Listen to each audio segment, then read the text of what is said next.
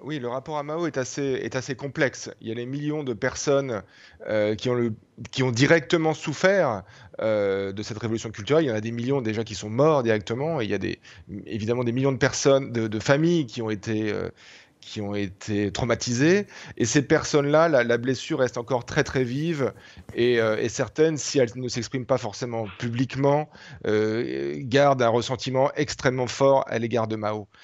Mais il y a aussi toute une partie de la population qui a peut-être été un peu moins directement touchée et qui a été abreuvée de propagande.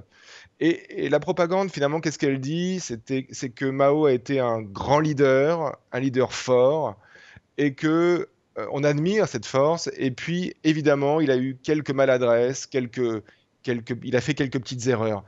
Le jugement officiel qui a établi le parti au début des années 80, c'était que Mao, c'était 70% de bons et 30% de mauvais.